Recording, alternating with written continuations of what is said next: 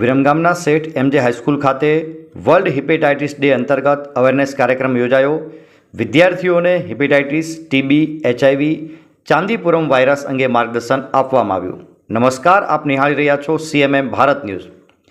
It's time for action theme અંતર્ગત વિરમગામની જાણીતી શૈક્ષણિક સંસ્થા શેઠ એમજે હાઈસ્કૂલ ખાતે વર્લ્ડ હિપેટાઇટિસ ડે અંતર્ગત અવેરનેસ કાર્યક્રમ યોજાયો હતો।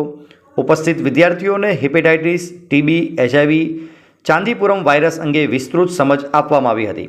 આ ઉપરાંત RBSK ડૉક્ટરોની ટીમ દ્વારા વિદ્યાર્થીઓની આરોગ્ય તપાસ કરવામાં આવી અને જરૂરી સલાહ સારવાર આપવામાં આવી હતી। વિદ્યાર્થીઓ અને શિક્ષકોના બ્લડ રિપોર્ટ માટે બ્લડ કલેક્શન પણ કરવામાં આવ્યું હતું।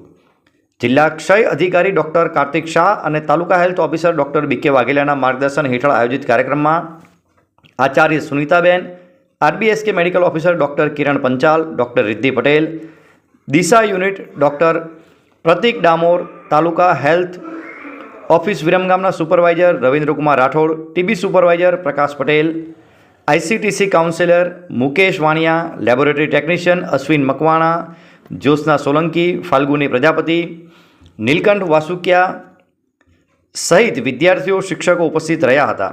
અત્રે ઉલ્લેખનીય છે કે ભારત સરકાર દ્વારા 28 જુલાઈ 2018માં national viral hepatitis control programme launch કરવામાં આવેલ છે, જે અંતર્ગત દર વર્ષે 28 જુલાઈના રોજ વર્લ્ડ હિપેટાઇટિસ ડે તરીકે ઉજવવામાં આવે છે, જે અંતર્ગત અમદાવાદ જિલ્લામાં 15થી 28 જુલાઈ 2024 વર્લ્ડ હિપેટાઇટિસ ડે ઉજવવાનું નક્કી કરવામાં આવેલ છે।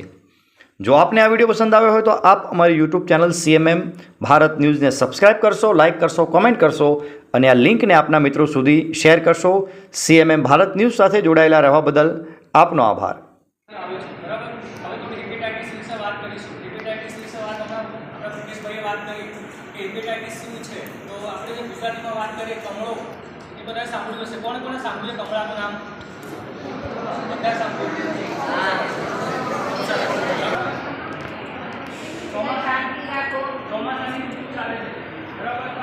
બહારની ખરાબ પાણીવાળી વસ્તુ ખાઈએ, ખરાબ ખોરાક ખાઈએ તો ત્યાંથી શું થાય? પેટમાં દુખે કે નહીં થાય?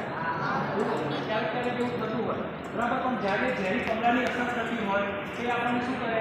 આપણા જે લીવર છે પેટમાં જમણી બાજુ આપણને વધારે દુખે, સોજો આવે, આપણા સાંધા જે છે, પગના સાંધા છે, હાથના સાંધા છે, કોઈ પણ સાંધા આપણને દુખાવાની શરૂઆત થાય, બરાબર। આખું આપણે પેલી થઈ મેં જોયું હશે તો એને કહીએ ને કે આપણે કમળો થઈ ગયો છે, તો એ જ વસ્તુ છે ને ઇંગ્લિશમાં આપણે હિપેટાઇટિસ કહીએ છીએ, બરાબર। તો હિપેટાઇટિસની આપણે વાત કરીએ તો એના 5 પ્રકાર આવે: A, B, C, D અને E। યાદ રહ્યું? કેટલા પ્રકાર આવે? 5। કયા? બરાબર। હવે હિપેટાઇટિસ A અને હિપેટાઇટિસ E, તો પાણીપુરી થાય। હવે તમે પાણીપુરી તો બધા ખાતા હશો, બરાબર। એવું કોઈ છે કે જેને પાણીપુરી નહીં ખાધી હોય આજ સુધી? હાથ ઊંચો કરો જો ના ખાધી હોય તો, બરાબર। સાંભળો, જો ખરાબ પાણીવાળી વાસી પાણીપુરી આપણે ખાઈ લો, બરાબર, તો એની અંદર ઝેરી વાયરસ રહેલો હોય છે। એ ઝેરી વાયરસ શું કરે? તમને પેટમાં દુખાડે, ઝેરી કમળાનું સ્વરૂપ લઈ શકે છે, અને એ જ વસ્તુ આગળ વધારે થાય તો આપણને લીવર, યકૃત જેને કહીએ એનું કેન્સર પણ થઈ શકે। તો આપણે ખાસ તો એ વસ્તુ ધ્યાનમાં રાખવાની છે કે ખાસ કરીને ચોમાસાના સિઝનમાં હંમેશા ઘરે શું કરવાનું?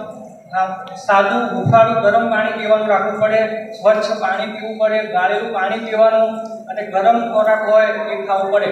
આટલું યાદ રહ્યું બધાને? શું કરવું જોઈએ ચોમાસામાં? ગરમ પાણી પીવું જોઈએ, ઉકાળેલું પાણી પીવું જોઈએ, સ્વચ્છ પાણી પીવું જોઈએ અને ગરમ ખોરાક, ઘરનો ખોરાક ખાવો જોઈએ, બરાબર। પાણી